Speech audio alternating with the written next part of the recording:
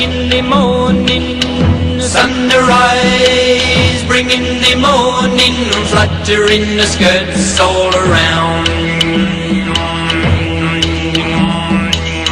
Sunrise, she come with the dawning, sunrise, come with the dawning, spreading all the light all around.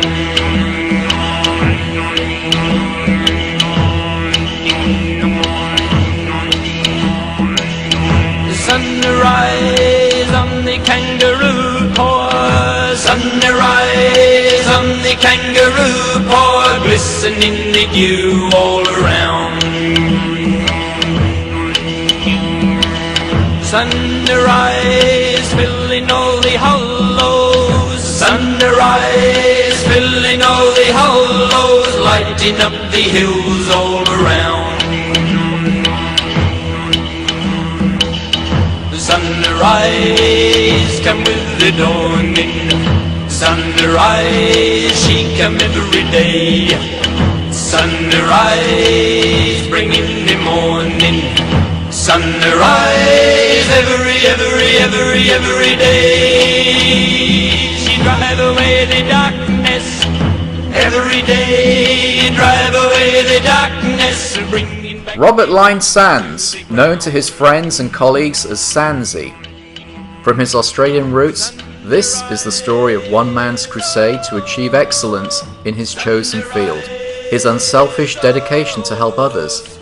30 years of pioneering work in the pursuit of improved hyperbaric oxygenation treatment. Here he is at the age of 12 in Sydney, Australia.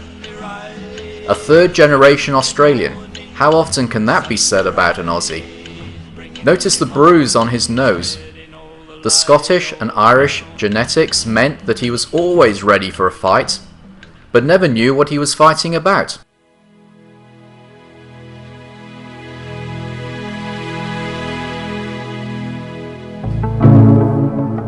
He was educated at Sydney's elitist Newington College. From trusted sources, we reveal that he was consigned to this Hogwarts-style boarding school. Consigned, you ask? Not because of privilege, but because he threw a fellow student through a plate glass window at a bus stop. "Where did you get this stuff?" we hear Sandsy asking. Sandsy retorted in his defense, "The glass came down all around Joey, but he did not get a cut at all, not even a blemish. Where is his sense of humour or fun?" His years at Newington not only gave him a strong British accent, but an imprint on their mantra. The Latin motto, according to Sandsy, means "with faith in science." He has had that badge on every car that he has owned for 50 years, and it also adorns his office wall. Like the famous words from the Jerry Maguire movie, it is rumoured by his staff that he roams his clinics muttering under his breath, "Show me the science."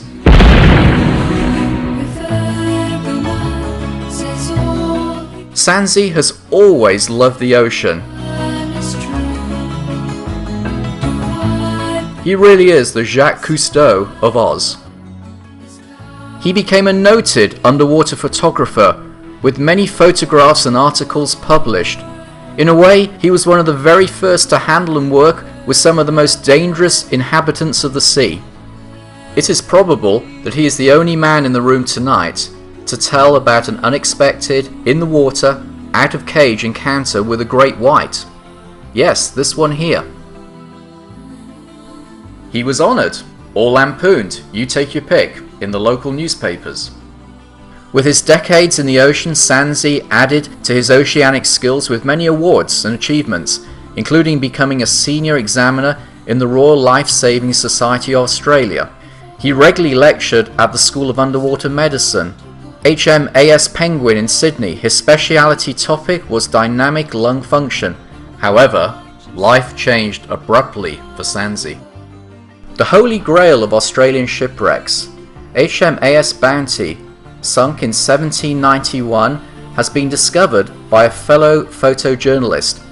He was an active participant in the Brisbane Museum's archaeological dig of this particular shipwreck. Notice that in these pictures the divers are working on air at over 100 feet of seawater. Sandsey was asked to design a lightweight, transportable chamber to protect these divers, since the wreck site was more than 40 hours from Cairns, far outside retrieval range for a helicopter. A case of the bends without a chamber could be lethal. The Australian Department of Science and Industry appointed him to design the new chamber.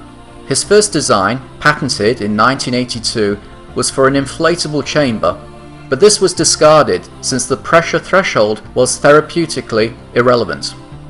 He then turned to hard chambers. His first chamber, built in Canada, was a disaster of bad engineering and outrageous costs. More than 1.6 million Australian dollars spent on something that would not hold the required pressure. The design envelope was that the chamber would hold a casualty, plus a medic, and be transported in a Huey, the workhorse aircraft of 1987. Working with the US Department of Defense and the Australian Navy, refining the design. The US Navy and the Coast Guard now have more than 60 of the SANS transportable recompression chamber systems throughout their fleets on a worldwide basis. Just jumping back to that first chamber which Sandsey describes as a flower pot mixed with bagpipes, here is the first showing at the World Hyperbaric Congress meeting in Sydney in 1987.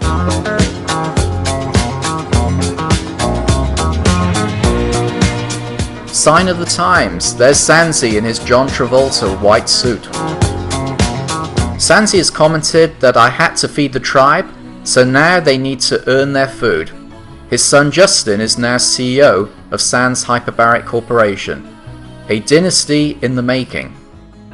Working with military forces around the world, the US Navy, the Sultan of Oman's Navy, Thailand and Malaysian rescue forces, where his chambers are used to treat battle casualties, biowarfare and diving accidents. After migrating to the US, he started his own freestanding clinic about 18 years ago in Santa Monica. Then, according to him, God and Richard Neubauer threw me under the bus. I was entranced by Uncle Dick's science and the use of the most modern measuring devices.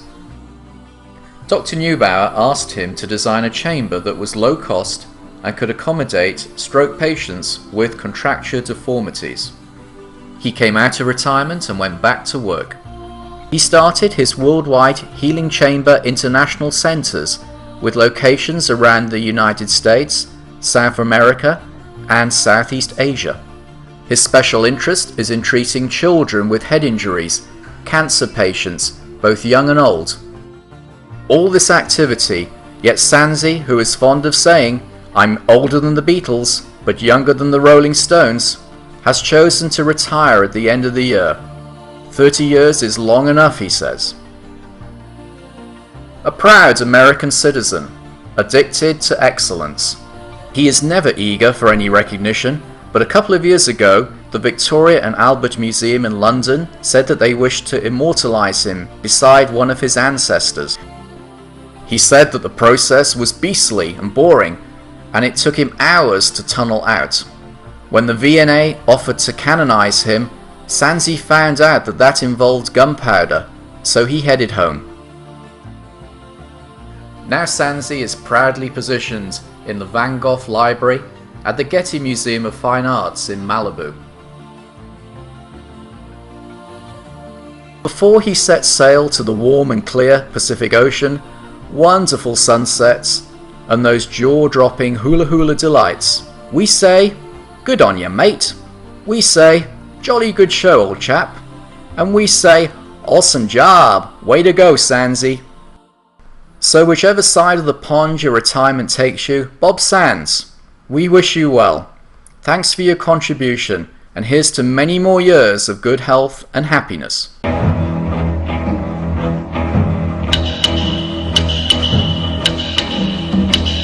Sunrise, she bringing the morning.